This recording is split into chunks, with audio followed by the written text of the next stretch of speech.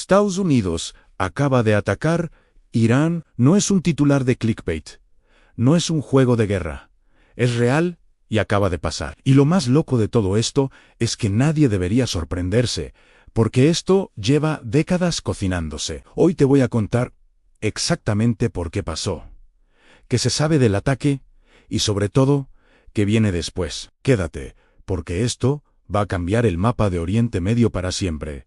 Para entender esto, hay que ir atrás, muy atrás. Imagínate que tienes el petróleo más valioso del mundo bajo tus pies, y alguien más se está llevando toda la plata. Eso exactamente es lo que le pasaba a Irán. En los años 50, había un tío llamado Mohammad Mossadegh, que fue primer ministro de Irán, y tuvo una idea muy simple, pero muy peligrosa. El petróleo iraní debería ser de los iraníes. Obviamente, eso no le gustó nada a Reino Unido, que era quien se estaba quedando con ese negocio. Entonces, llamaron a su aliado, Estados Unidos, y la CIA junto al MI6 ejecutaron lo que se conoce como la Operación Ajax, que básicamente fue un golpe de estado de manual. Quitaron a Mossadegh y pusieron en el poder a Mohammad Reza Pahlavi, el Shah de Persia. Y aquí viene el dato que siempre le vuela la cabeza a la gente durante un tiempo.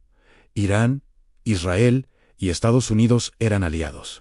Sí, los mismos que hoy se están tirando misiles. Hacían negocios, cooperaban militarmente, todo bien. Pero eso duró hasta que los vientos políticos en Irán empezaron a cambiar. La gente iraní estaba harta del autoritarismo del Shah, de su cercanía con Occidente, de la corrupción. Y ahí apareció una figura que lo cambió todo en él, Ayatollah Ruhollah Khomeini. En 1979, estalló la revolución islámica. Los clérigos chiitas tomaron el poder, proclamaron la República Islámica de Irán y todo lo que había antes quedó enterrado. Khomeini no solo cambió el gobierno, cambió la política exterior completa, cerró la embajada israelí en Teherán, abrió una embajada palestina y empezó a llamar a Israel un cáncer y enemigo del Islam. Y la tensión explotó poco después, cuando estudiantes revolucionarios asaltaron la embajada de Estados Unidos en Teherán. Decenas de diplomáticos estadounidenses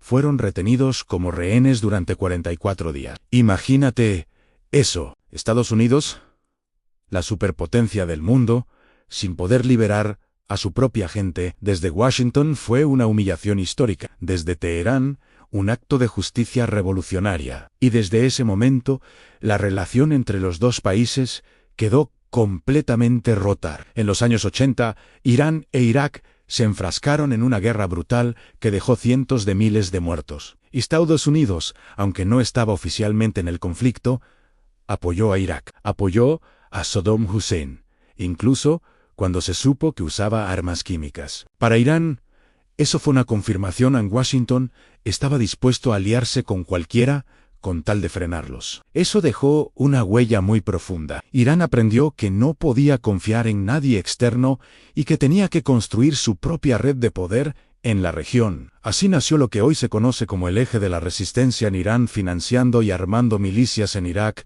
Siria, Líbano con Hezbollah, Yemen con los hutíes y Palestina con Hamas. A partir de los 2000, la relación empeoró todavía más por el programa nuclear iraní. Irán decía que era para energía civil, algo que el derecho internacional permite, pero Israel y Occidente olían que no, que detrás de eso había una ambición mucho más peligrosa en construir una bomba nuclear. Y un Irán con bomba nuclear en medio de Oriente Medio, enfrentado abiertamente a Estados Unidos y sus aliados, habría cambiado el tablero por completo. Entonces vinieron sanciones, más sanciones, aislamiento financiero y presión constante. Todo ese pulso desembocó en 2015 en el acuerdo nuclear, firmado entre Irán y las principales potencias del mundo. Parecía que la cosa se calmaba, hasta que llegó Trump. Oye, si esto te está pareciendo interesante y quieres entender de verdad cómo funciona el mundo y no solo ver titulares, dale al botón de suscribirse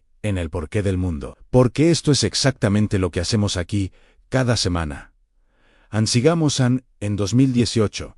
Trump retiró a Estados Unidos del acuerdo nuclear de forma unilateral. Dijo que el pacto era insuficiente e indulgente con Irán. Volvieron las sanciones económicas más duras que nunca. La economía iraní se fue al piso. Y para Irán, aquello confirmó algo que ya sospechaban: Engstuso no es un socio fiable, ni aunque firmes un papel. En 2019, aumentaron los ataques de milicias proiraníes contra bases de Estados Unidos en Irak, y entonces Trump cruzó una línea que nadie había cruzado antes. El 3 de enero de 2020, un dron estadounidense mató al general Qasem Soleimani cerca del aeropuerto de Bagdad. Este tipo no era un general cualquiera, era el arquitecto de toda la estrategia regional de Irán, el que coordinaba todas las milicias del eje de la resistencia, el que sostuvo el régimen sirio durante la guerra civil. En Irán, era prácticamente una figura legendaria. La respuesta iraní llegó el 8 de enero en misiles balísticos contra 2 bases militares de Estados Unidos en Irak. Primera vez que Irán atacaba objetivos estadounidenses de forma directa y reconocida. Calcularon para no matar a nadie y evitar una escalada, pero el mensaje fue claro: podemos. El 7 de octubre de 2023, el ataque de Hamás contra Israel desencadenó una guerra en Gaza que tuvo efectos en cadena por toda la región. Aunque Irán no participó directamente, todos señalaron a Teherán como el gran patrocinador de Hamás. Durante años Irán lo había financiado, armado y entrenado. Y desde ahí, el conflicto se expandió por todos lados. Las milicias proiraníes atacaban bases de Estados Unidos en Irak y Siria. Hezbolá intensificó ataques en la frontera norte de Israel. Los hutíes en Yemen empezaron a atacar barcos en el Mar Rojo, afectando las rutas comerciales globales. Estados Unidos respondía con bombardeos selectivos, evitando cuidadosamente golpear territorio iraní. Un equilibrio rarísimo, como una olla a presión sin válvula. En abril de 2024 llegó algo sin precedentes a Irán.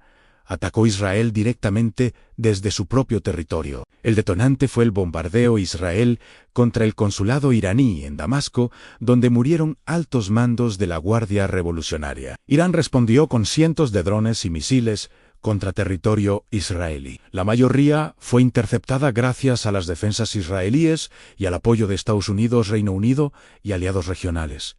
Militarmente, el daño fue mínimo. Políticamente, el mensaje fue enorme. Irán estaba dispuesto a asumir el riesgo de un enfrentamiento directo, y las reglas del juego que habían funcionado durante décadas ya no valían. Luego vino algo que nadie esperaba. Israel ejecutó una de las operaciones de inteligencia más impresionantes de la historia, a la explosión de los dispositivos de comunicación de Hezbolá. Varios muertos, miles de heridos.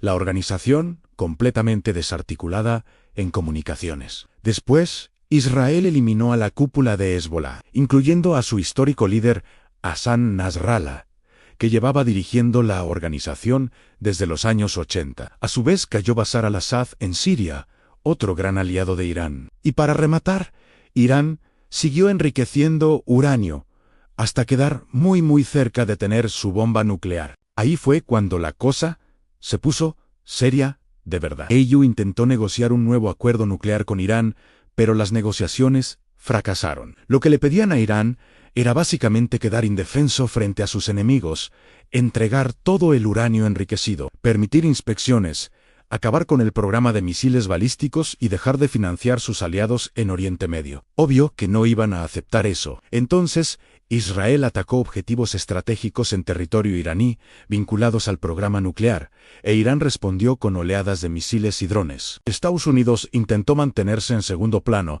apoyando a Israel en defensa antimisiles e inteligencia. Pero a medida que los intercambios se intensificaron, la administración Trump concluyó que la disuasión estaba fallando. Y así llegamos al 28 de febrero de 2026. Fuerzas de Estados Unidos junto a Israel llevaron a cabo ataques aéreos coordinados contra Teherán y otros objetivos iraníes. El propio Donald Trump anunció el inicio de las hostilidades, instando a los iraníes a tomar el poder. Irán respondió con misiles balísticos. Y los ataques no se limitaron a Israel, sino también a las monarquías del Golfo Pérsico, donde hay bases militares estadounidenses. Después de lo que se conoció como la Guerra de los 12 días, Irán quedó profundamente debilitado. La economía ya estaba destrozada por años de sanciones, y ahora sufrió un colapso acelerado del rial, inflación por las nubes, precios de alimentos disparados. El malestar que ya había generado protestas de panaderos y campesinos en 2025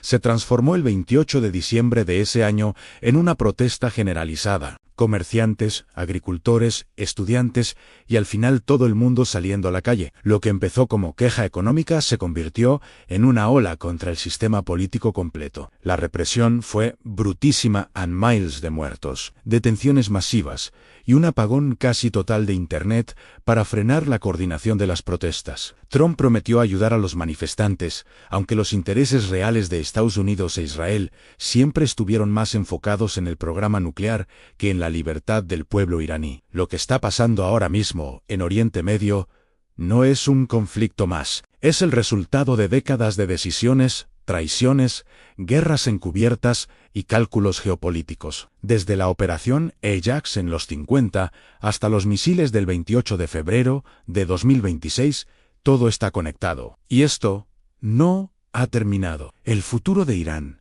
de la región y de cómo queda el tablero de poder global después de todo esto es algo que todavía no sabemos. Lo que sí sabemos es que nada de lo que está pasando es accidental. Te dejo una pregunta en el aire porque me parece importante pensarla. ¿Crees que un Irán sin programa nuclear habría cambiado algo en este conflicto?